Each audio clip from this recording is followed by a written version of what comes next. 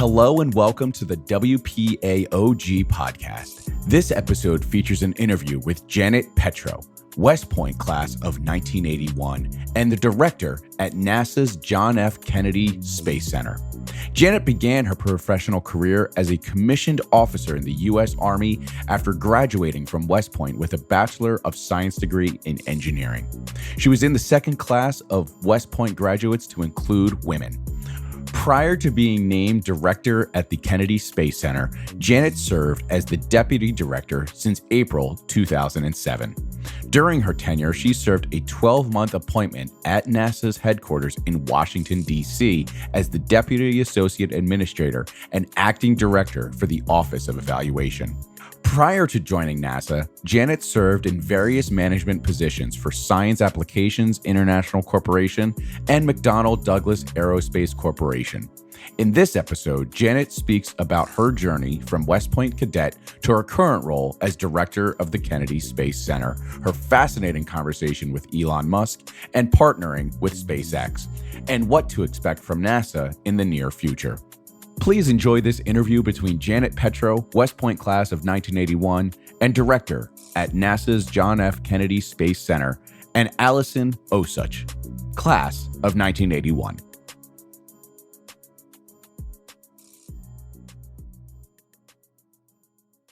All right, Janet. Well, let me start off by saying thank you for inviting me to do this. What a treat. And I really appreciated Luke giving us this great tour of Kennedy Space Center. There's a lot going on here, and it's just amazing what you do. I'll just start off with that. So here we are. It's actually has finally gotten here, December 6th, 2023. Can you believe it? Nope, sure can. All right, because can't believe it. Anyway, we know you're amazing, so we're going to get right down into some of the details about that. So Janet Petro, tell us about yourself and how you got to West Point.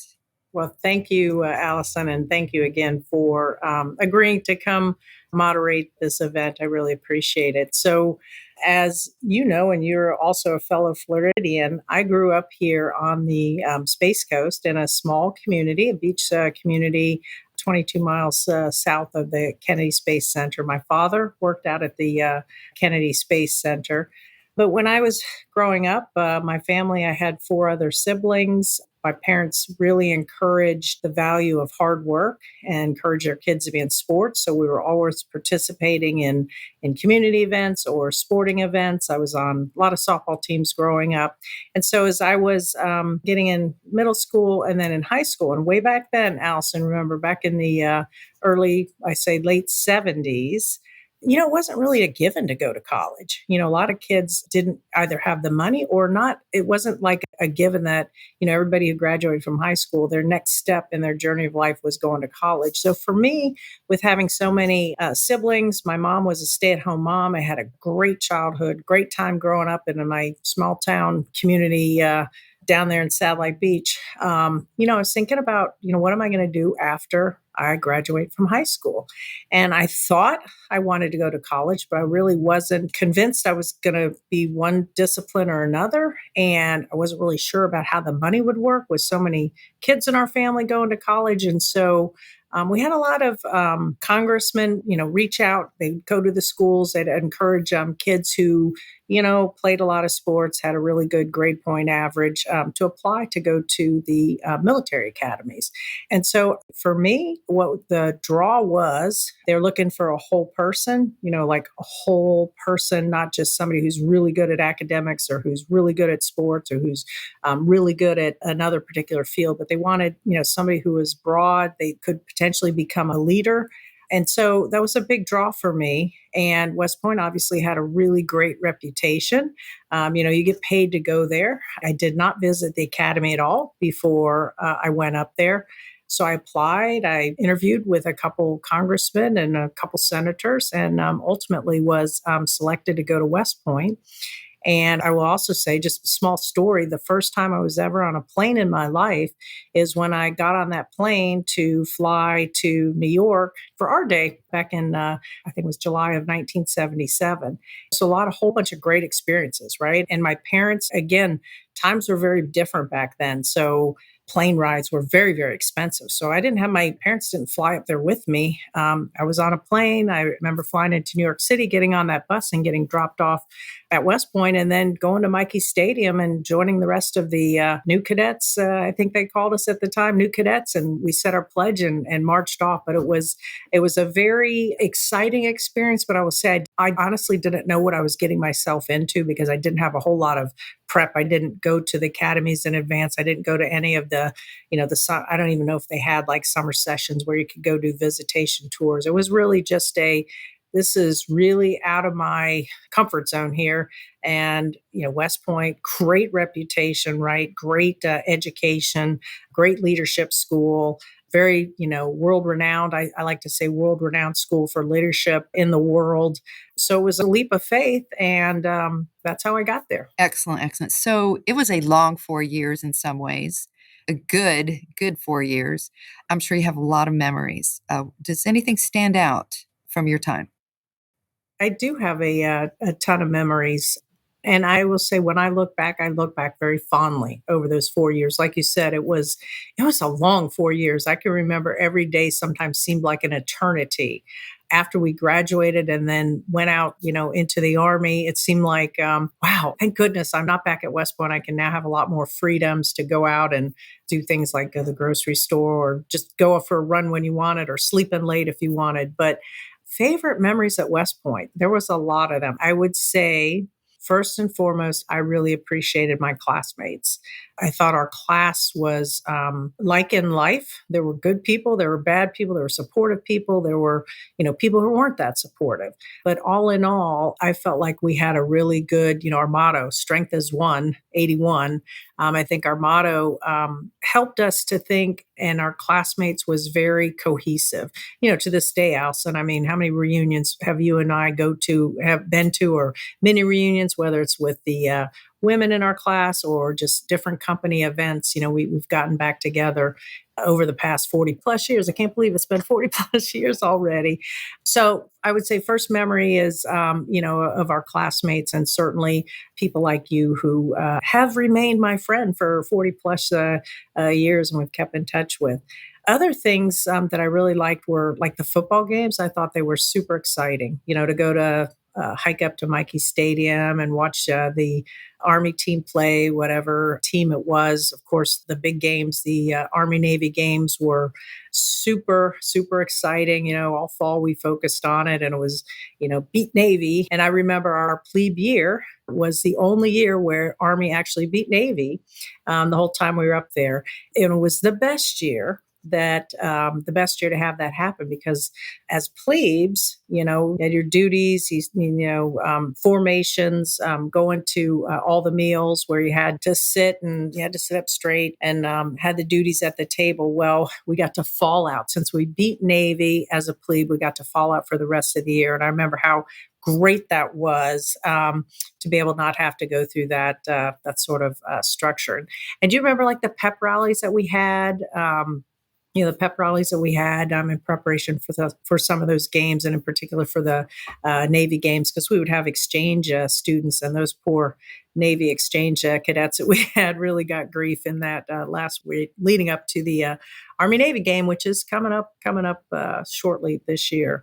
The other thing that I remember was Reagan got elected in 1980. And you remember we had the hostages, Iranian hostages. I think there were 52 of them. And I don't know the full story, but one of the first stops that when President Reagan assumed office in 1981, we were seniors, if you recall. The Iranian hostages landed, and they came and they visited us at West Point. And I remember being very struck by them walking. They allowed them to come in through the mess hall, and the entire class, as I recall, stood up and gave them a standing ovation as those hostages, walked through. So I thought that was very memorable. And speaking of President Reagan, he gave our commencement address in May of 1981 at our graduation. I thought that was very special. I very vividly remember Nancy Reagan sitting there in the front row. But to go up on stage, get your diploma, and shake President Reagan's hand was really something special. And I think at the time, again, he was a new president. but his legacy over the 40 years has even grown more. So I look back and think how even more special it was that I got to shake his hand even before he was a legacy. Excellent. Well, let's fast forward to today. What is your current role, Janet? I'm the center director at the Kennedy Space Center. And, as a center director, I liken my role to being like the mayor of a big city. And I'll start with Kennedy Space Center is one of 10 field centers within NASA's portfolio. Our headquarters is located in Washington, D.C., and we have field centers spread throughout the country. And NASA assigns its programs through our mission directorates down to the center. And here at the Kennedy Space Center, we're very privileged to be home to several of the agency's major programs, including the Commercial Crew Program, which transports our astronauts to and from the International Space Station via commercial providers, SpaceX and soon to be flying Boeing. We're home to the Launch Services Program, which provides services for all of NASA's science payloads. We married up with a commercial launch vehicle and provide mission assurance that puts that science payload in the correct orbit to do things, whether it's going around the Earth and doing Earth science, or we're traveling to Mars and landing a rover on the surface of Mars. All of our science missions, our launch service program really takes care of them and provides mission assurance. We also last year had Artemis 1 launch, and hopefully people saw that either live on TV, in person, or you can catch it on YouTube or other events. But it's the first step in NASA's journey back to the moon and then on to Mars.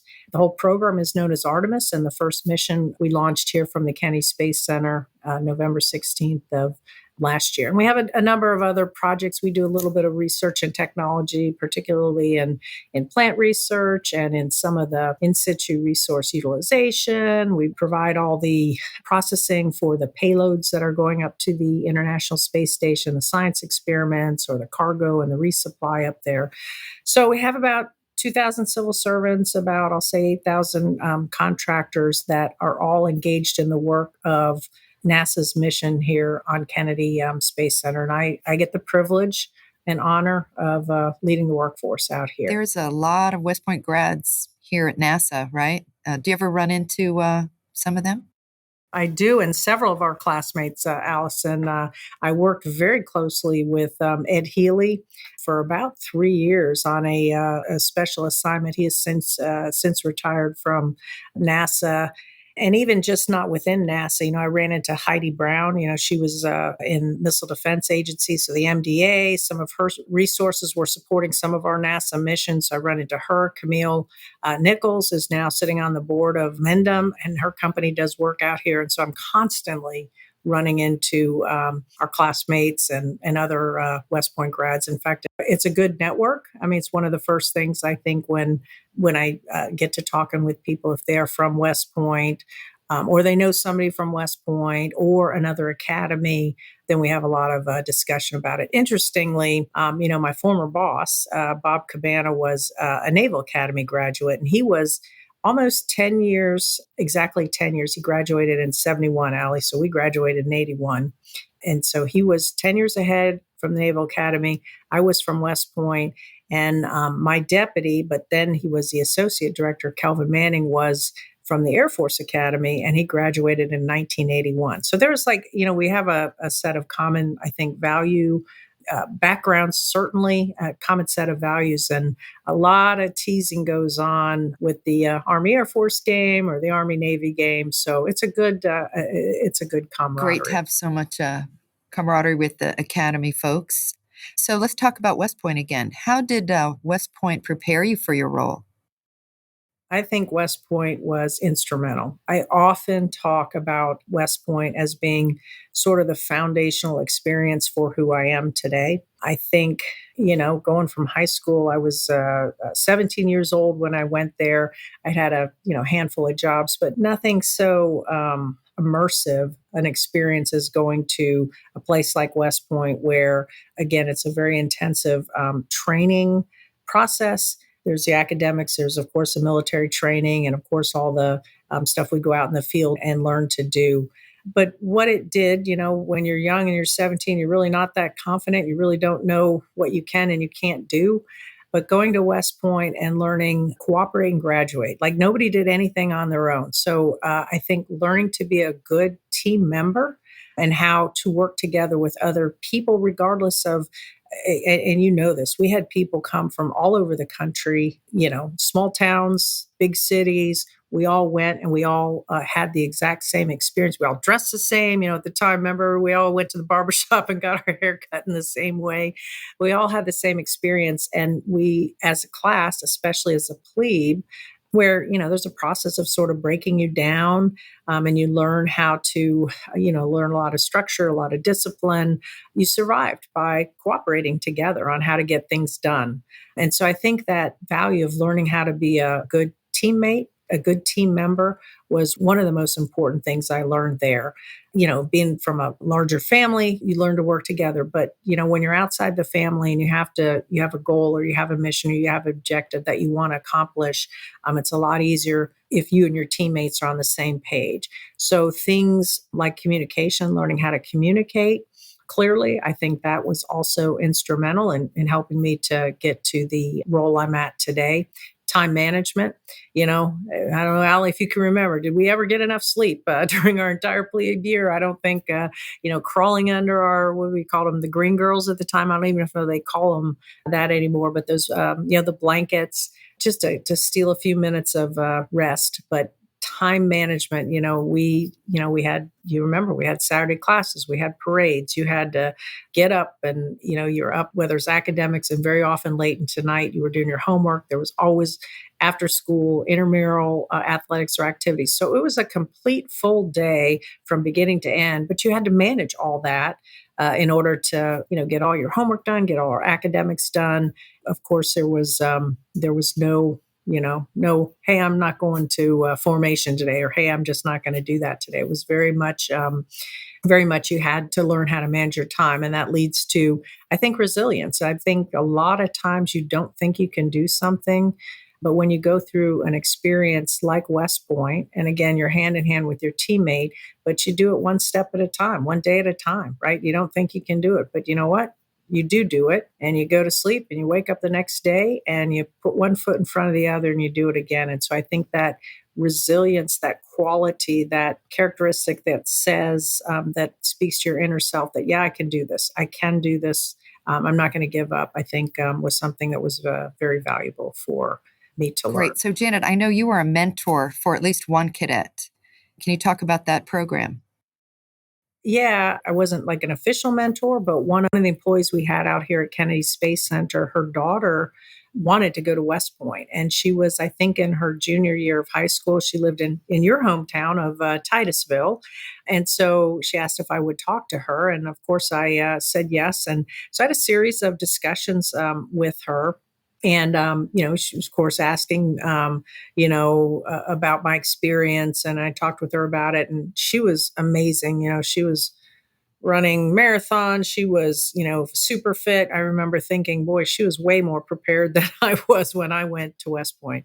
But anyways, told her about the experience, the good, the bad, the ugly, what to expect in the process for going through it. And I kept touch with her. She did apply. She did get accepted, and she did end up going to West Point. And for the whole 4 years that she was on there, for every Christmas vacation, summer break, or spring break, we would get together and I'd do lunch and kind of check in. How's it going? And, she'd tell me, her experiences. I will say it was a little bit different experience in that. And she graduated in 2013. So that would have been, she went there in, was that 2009? We're in the middle of the Afghanistan war. She would describe that, some of their company mates that had graduated had either went to, fight in those wars. Some had even been killed. And, when we were going there, we didn't have any wars. So there wasn't like, we didn't have that intensity of, hey, when we graduate, we're going to be deployed and we're going to go to war. So I found that very, very interesting.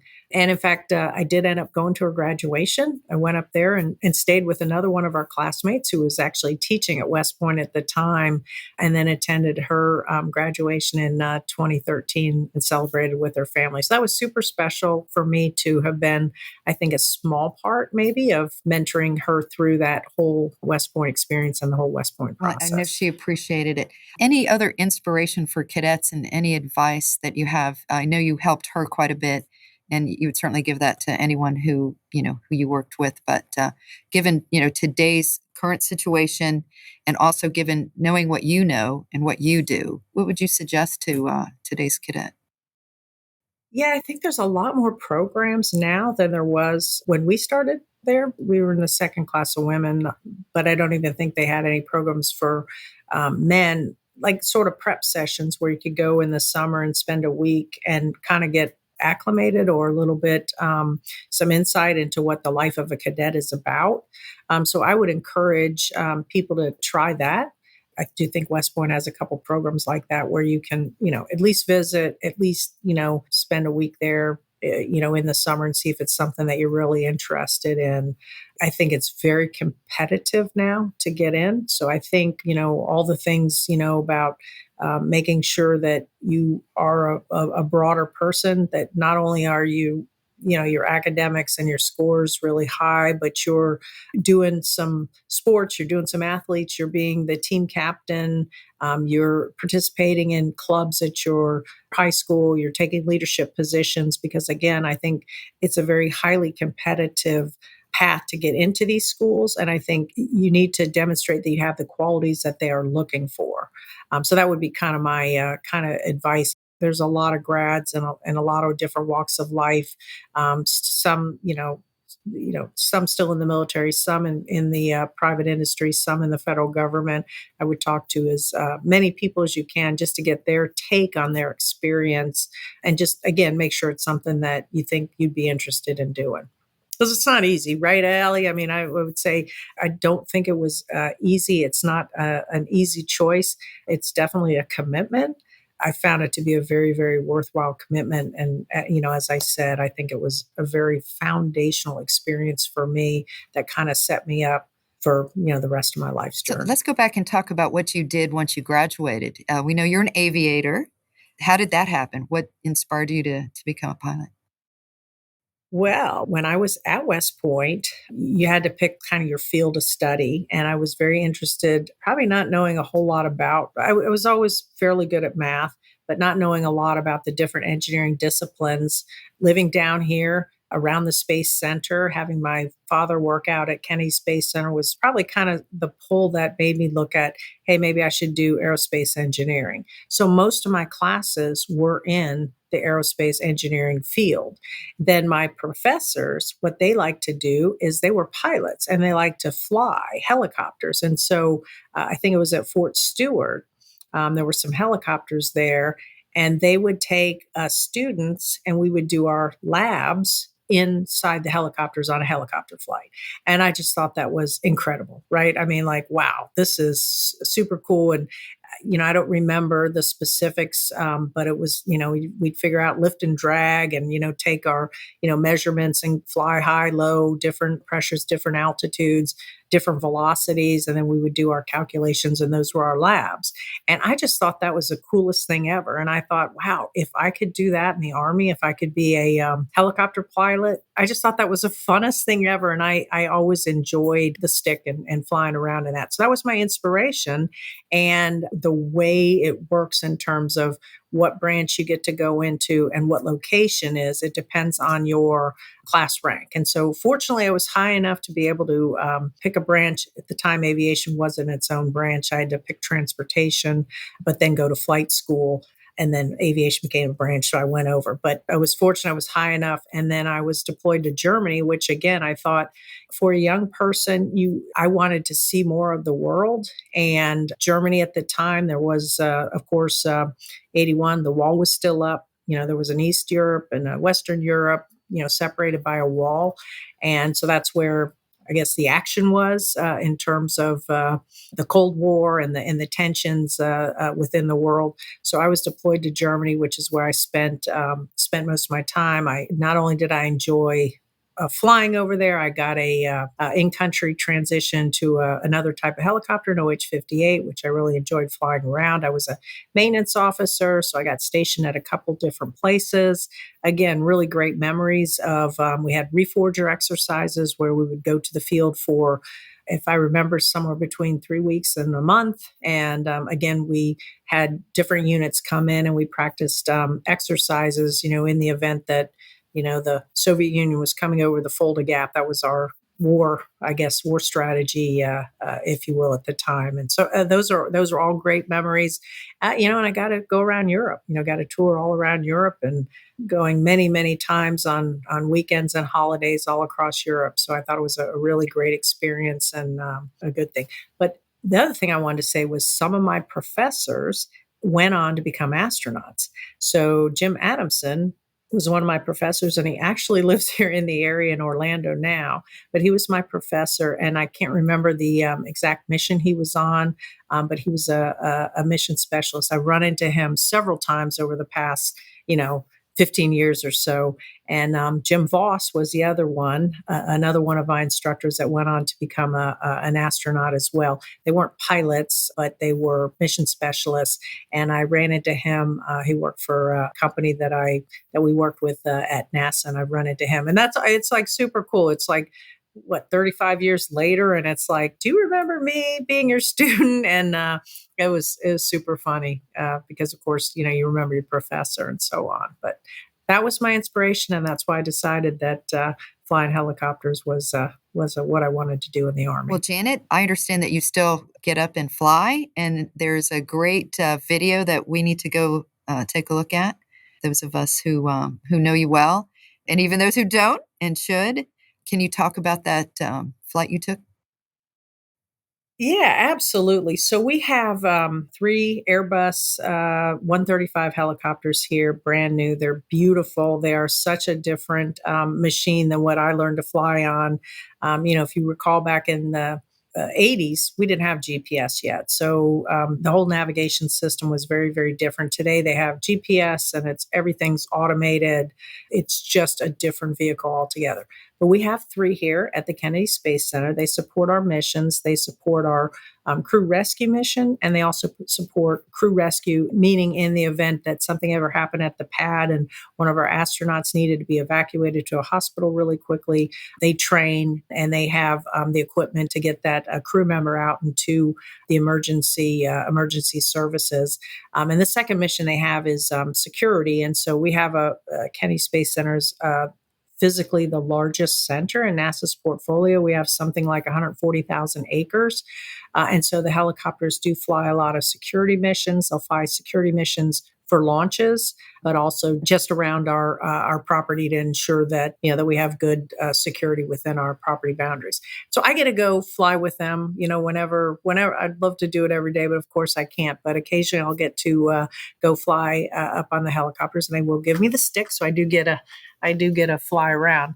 But my great comm team here had an idea for our community leaders briefing. So every year we put together, we used to do it in person, but then COVID hit and we decided to make a video. And it turned out a lot of people liked the video format better because it didn't mean they'd have to drive out here if it was on a certain day, etc. So doing a video got to a much broader audience. And so my comm team said, hey, why don't we this year, instead of just doing a video where you're talking, you're describing all the things that's going on at Kennedy Space Center, the milestones that we achieved this year and what we're looking at next year, why don't we do it in a helicopter? And we can go around the center and kind of talk about the center from the air. And so we did that. And I think it was a big hit. I, of course, loved making the video. It's one of my favorite videos ever. I like to play it a lot. I think it's available on YouTube. Oh, that's great. I really am looking forward to seeing that video. So we are jumping around here a little bit, but let's go back to your time at West Point. Again, you were a good cadet, I have to say that, and a model cadet. I was talking to some of your folks here and just mentioning that one thing where you stood out above many others is that you were so organized. You just did things that you had to get done, but you also had fun too. And I kind of think that's what's going on here. Being here now for a few hours now with your folks. They're very competent people and they seem to be having a lot of fun. So, back to advice for cadets or inspiration for people in general, you obviously have a very serious mission here. This is very important work that you're doing. What do you have to say about how you approach your work? Yeah, so it is very serious and it is very important, but I also think that people who are under stress or tense all the time probably aren't being their most productive. I have a philosophy that, we're going to be here, we're going to do these things, but we're going to make them fun as well. And I'm not talking about, sitting on a launch console and you're monitoring a screen or a specific system or something like that. But we have to go through and do a whole bunch of stuff. Why not make it fun too? I think people become more engaged when they're having fun. So I really lean forward to have my team, and like I said, I have an extremely awesome, amazing, creative staff and team, and I'll say workforce out here as well, that are highly motivated to go above and beyond and to make things even better than they ever were. And so it gets the creative juices flowing. And when we think about what is it we can do that'll be fun, that'll engage more people to get them, to the table to participate. And I think we've done really well with that. NASA was ranked the number one best places to work in the federal government by the Partnership for Public Service for 11 years in a row. And for the last 5, the Kennedy Space Center has been ranked the number one center of all the centers in NASA agencies. So I think that speaks volumes in terms of, when people are rating, and it's the employees that fill out these surveys, when they're the ones that fill them out and they're ranking us as the best places to work, I think that says a lot about the work that we do out here, the meaningful work that we do out here, but we have fun while we're doing it as well. Clearly, I think we have the coolest mission ever, right? So, and clearly we have an extremely motivated and dedicated workforce who wants to achieve that mission. But I think we have fun. We have a lot of respect for each other. I think we have a very good environment out here where, people, again, we're more together than we are individually. So it's like a family, a team environment. And so I think that all contributes to the successes that we've had.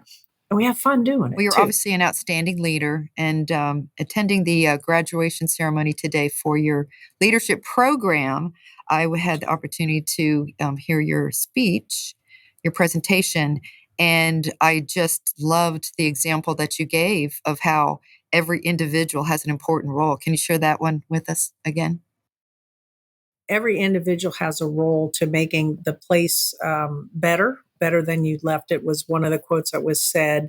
But the leadership program, is for, I call them the future leaders of the Kennedy Space Center, because, people our age, we're not going to be here forever, and the next generation. And so we're building on that team, that leadership team, to take over and lead the center into the future.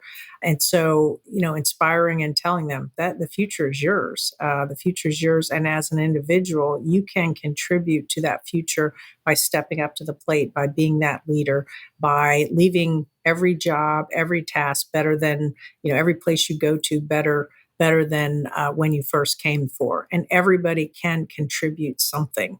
And so, encouraging that individuals to think and to own, their actions and own the future of KSC and own their contribution to it. I also talked a lot, and I do this a lot in my talks, because I do think it sort of became my personal motto about duty, honor, country. MacArthur's famous farewell speech, at West Point, and each of those qualities, if you will, values, duty, honor, country, means more than just the word and the context in which it's used in the military. So, duty, doing your job beyond your duty in the military, but how do you excel? How do you make your team excel? How do you not let your teammates down by making sure that they can depend on you to get the job done? You will have their back just as they will have your back. And then, in honor, it's more than just about, telling the truth. It's there's an integrity. You want people to trust you, to trust your word, and to do that, you have to act and speak honorably all of the time. And then country, it's not just about the United States of America and the nation, but it's about the community that you live in. It's your family, it's your work team, it's your company, it's your organization. It's what can you do? There are things bigger and better than yourself. So it's not just about what you as an individual want. It's about what can you give to the community and to the country to benefit them all. Sort of like the namesake here, John F. Kennedy, ask not what your country can do for you, but what can you do for your country? Kind of is that mantra rolled into one. But I use those three words. I use that motto quite a bit when I have to go around and speaking engagements. And again, that's something I really got directly from West Point, resonated with me and has stayed with me through my entire career. You gave an example too earlier today about the importance of each individual doing their very best. There was a planning scenario. Is the name Arturo ringing a bell here? Yeah. So during Apollo 13, and everybody probably remembers that mission. That was the one that had the explosion on it, and we almost lost the vehicle with the three astronauts in it, and they had to end up coming home to Earth. But there was an explosion in the command and service module as they were making their way to the moon, and there was a team of engineers led by a guy named Arturo Campos, and probably about a year or so before that mission, him and his team was responsible for looking at all kinds of contingencies, the sort of what if. Let's do some planning for what if something bad happens on the way, what can we do? So, you never know what's going to happen, but him and his team did an extensive look at all the contingency planning for if bad things happen on this mission on its way to the moon. And you hope this never happens, and you never may see the result of the work that you do. But he worked and he inspired his team to make sure they went and went down every single subsystem and component and figured out what it is that we would do in the event of something bad happening. And Apollo 13 demonstrated that. And all of the work that Arturo Campos and his team had done was put into place. He was called in during the Apollo 13 incident when it happened. And so his work paid off, and he saved the lives of the three astronaut crew members. So the message was, you may be working on a product that you think will never be used, that nobody will ever see. It may not seem important at the moment, but do your best at it, because it might save the life, or it might be used in the event of something happening that you can't even anticipate today. So always do your best. That was kind of the message. Janet, this is not the forum to ask you to give us a summary of what's going on in NASA or Kennedy Space Center, but can you talk about just one or more of the next greatest things that we will see from NASA? Comes to mind, I think it should be on everyone's radar and mind, is I talked about the Artemis 1 launch last year. It was uncrewed, and it went around the moon. And our broader Moon to Mars program called Artemis is NASA going back to the moon. We went during Apollo, but this time we're going to go and we're going to stay, and we're going to really explore and get science, do some science on the surface of the moon. And then step by step, we're going to make our way out to Mars. And so next mission, Artemis 2, we're putting 4 crew members on it. And so there was a tremendous amount of excitement about Artemis 1. It was the world's most powerful rocket. Again, when it's a 26-day mission, went around the moon. Artemis 2 is going to have 4 crew members. Again, it's going to go around the moon again. It's going to be really, really special. And that'll be the first time humans have been in deep space since the last Apollo mission. And so it's super exciting. Artemis 1 captured the attention of the world. There were viewing sites all over the world. And so I think the next step of putting humans on it, a crew on it, and by the way, the crew is an international crew. We have a Canadian on there. Going back around the moon in deep space is going to be very, very exciting. And so that's going to be the next step. We get humans on it, and then we're going to land humans on the moon in Artemis 3. So that's kind of, I would say, the next really, really big thing especially for human space flight at NASA. As you suggested, there's a ton more things that we are doing, not just in the human space flight and our exploration, but also in our science missions, in our aeronautics missions, in our technology developments. Across the board, we're doing an awful lot. But that Artemis 2 will be the next Great. big thing. So I also noticed there's a lot of competition now. You've got so many different contractors. They have really expanded the Kennedy Space Center footprint. And you've gotten to meet quite a few of the folks that have led these companies. Have you met Elon Musk or Jeff Bezos? Yes, the answer to both is yes, and we call them, Allison. We call them partners because they are a partner helping us to achieve many of our missions that we are undertaking now. So they're not necessarily they're not a competitor. They are a partner. But yes, I met Jeff Bezos, and I had the privilege of spending about 2 hours with Elon Musk down at his site in Boca Chica, where they are developing the Starship vehicle. And that's going to be super exciting because that Starship vehicle is going to be the one that is part of our human landing system program, and it'll be landing our astronauts on the surface of the moon. So SpaceX is developing the Starship for that. But the 2 hours, Boca Chica, you can go look at the YouTubes. They just had their second test flight down there. This was probably about a year and a half ago. And had the occasion, myself and two of my other colleagues, center directors, were down there to tour the facilities. They happened to be stacking the Super Heavy booster and the Starship that day, so that was very cool. But we got to eat dinner with Elon, so I was just sitting across the table with Elon for about 2 hours. And I was just, first of all, I would say it was one of the most fascinating conversations in my entire life. And I was just peppering him with questions about, because I really just wanted to understand, he's a very big thinker. Obviously, everyone says he's probably one of the most top innovators or entrepreneurs of our generation. I was peppering him with all kinds of questions about, what does he think about China and what motivates him, and what's the motivation for his vision for SpaceX. One of the most interesting questions, and I actually ended up bringing it back to my senior leadership team here at the Kennedy Space Center because I found it that powerful. I was asked about China. He had been asked by the number 2 Chinese strategy person to go over there and talk to China about innovation. And specifically, China wanted to understand how come America is so much more innovative than the Chinese. A lot of innovations come out of America. We tend to lead the world in a lot of technologies.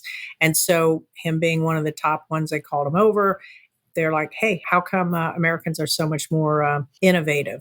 And you know what he told me? And I found this fascinating. He said, because they challenge authority. And just think about that. Challenge authority. From the start of our country, right, where we had a revolution against King George, where America wanted to make its own way, but we challenge things. We don't just accept things. And the way of the Chinese people, and the communists and the way that country's run, I don't think you get very far if you challenge that authority. But here in America, we do allow that, obviously, with our Constitutional Bill of Rights, our culture and our society that we have today. So that challenging authority, I thought, was a very powerful statement. And like I said, I brought that back to my senior leadership team and asked them or challenged them, I would say, hey, if we are going to remain leaders of the agency of the space industry, we've got to continue to challenge authority, challenge requirements, challenge the way we're doing things, so that we're always getting better and being more effective and efficient rather than just doing the same thing over and over or doing, what somebody's telling us to do. So that was kind of a way of asking my team to get creative. But it was a fascinating conversation with him. It's one I'll never Another forget. way that you stand out among the billions. So many people, and you actually got to sit down with Elon Musk, and frankly, he got to sit down with you. He got to sit down with you too. He's a fascinating person. He really is. Like him or not like his personality. He's arguably, one of the most successful, obviously, entrepreneurs and the companies is leading the markets, whether it's, SpaceX or Tesla. He really is a top leader. Fascinating to talk to and hear about his philosophy and his Well, way those of who thinking. know you to be a very humble person, but I'll just throw this out too. You are in the new book. Yeah, the evening that we had dinner with him, the biographer, famous biographer Walt Isaacson was there too, and apparently has this arrangement with Elon where periodically X number of days a month he follows him around or whatever. And he happened to be there that evening, so yeah, I did get mentioned in Walt Isaacson's book, which So we is called mentioned Jeff Musk. Bezos too. A lot more coming, for Blue Origin here soon. Yep, for sure. I met him, probably met him 2 or 3 times a couple years back, not in the same sort of intimate setting that I was with, more with Elon and just a couple people, more in a larger group gathering.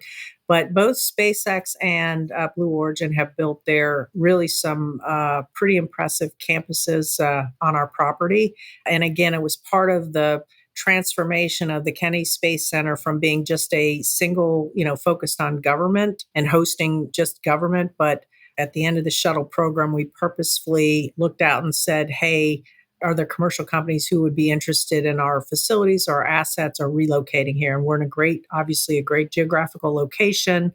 We kind of are the center of the vertical launch industry here.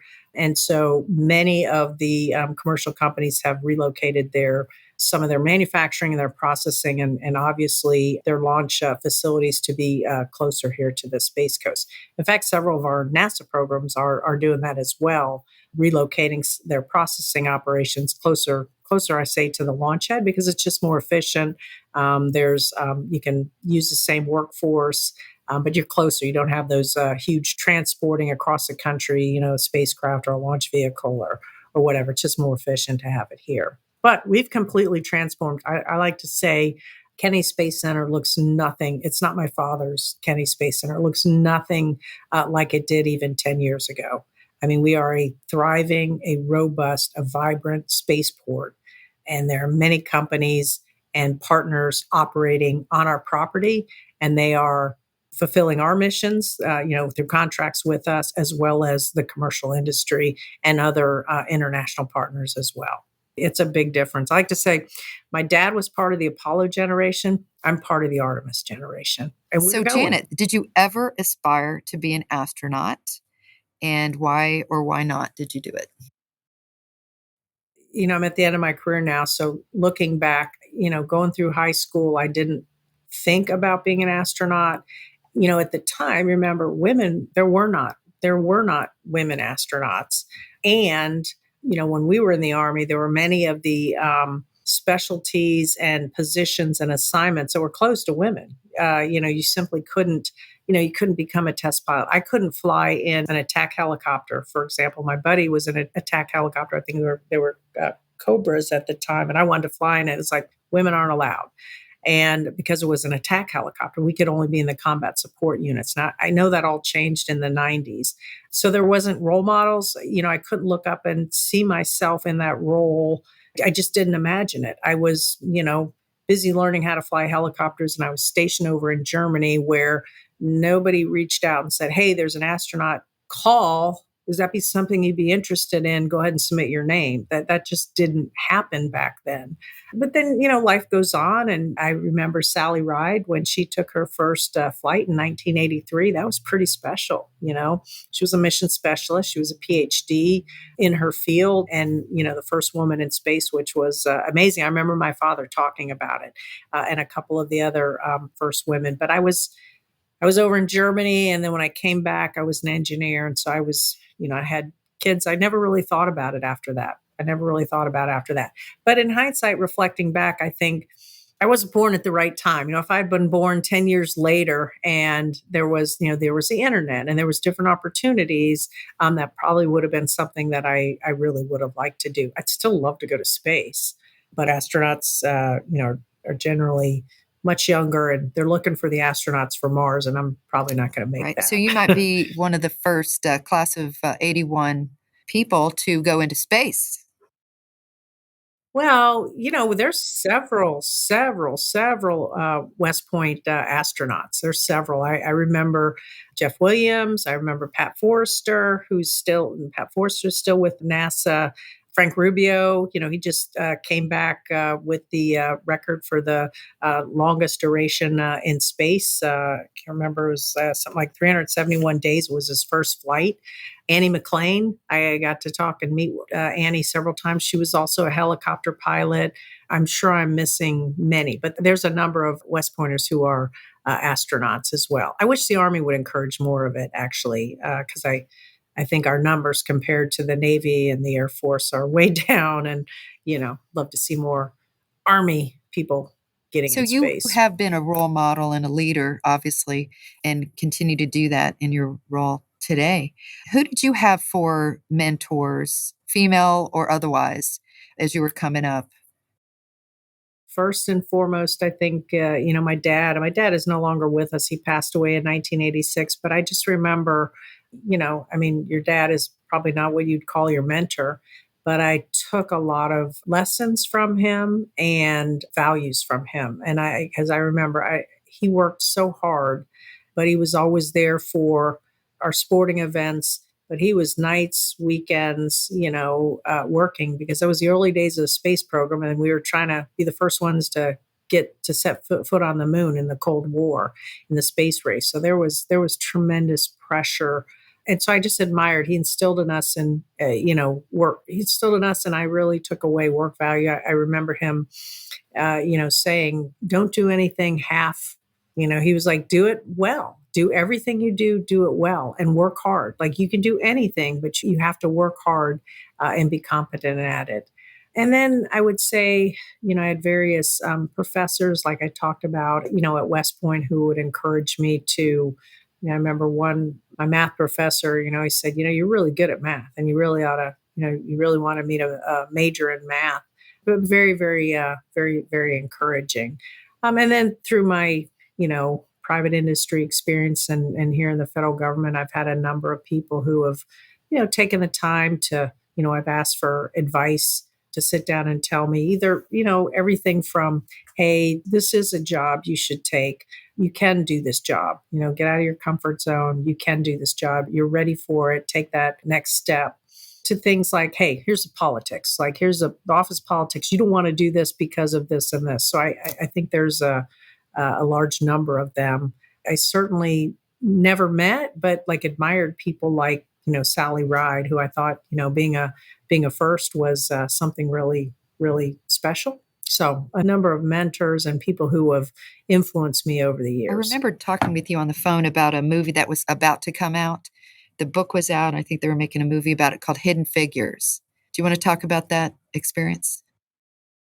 Yeah, so I read the book, and I also saw the movie, and I also had the privilege of that entire cast, along with like Pharrell, Octavia Spencer. I'm going to forget, like, because it was about 8 years ago, I think. The whole cast come out here, and we got to tour them around. And then I also got to moderate a panel with them for our employee workforce out at our Kennedy Space Center Visitor Center. And it was just amazing. So the premise of the book, Hidden Figures, is, in the early days of the space program at Langley Research Center up in Virginia, they had women who could do math and women of color, and they called them human computers. So at the time, there wasn't computers. So you needed people who were good at math to figure out all these equations, the orbital mechanics, et cetera, et cetera. And so this was a story of those women, those human computers at the time, dealing in a world where they didn't have women's bathrooms. There was a lot of constraints and barriers for them, for their advancement, their promotion opportunities. And so it was a good story about, women, African-American women, and how they overcame the barriers and really contributed to our space program. So much so that I didn't know anything about that story, right? Until, something comes out in a book or a movie, you don't really know that piece of history. But we did end up changing the street name where our headquarters, NASA headquarters, is located up in DC to Hidden Figures Way. It was quite a nod to those people who persevered during that difficult time and really contributed to the mission of the agency. And it was just super special. I'm meeting these movie stars. They were wonderful. They were absolutely Janet, wonderful. thank you so much for participating in this AOG podcast. It's great to hear, your story, and you're still in this story. This is amazing. So we're so proud of you, not just our class of 81, but grads everywhere and people everywhere, because you're just amazing. So again, thank you. This has been fun. And I'll just leave you with this. Go Army. Beat Navy. And thank you, Allison, for moderating and hosting this podcast. I really appreciate you doing this. I appreciate it. And yes, we could say that again. Go Army, beat Navy. Thank you for listening to the WPAOG Broadcast Network. Please take a moment to rate and review the show and join us each week for a new episode. Thank you for listening.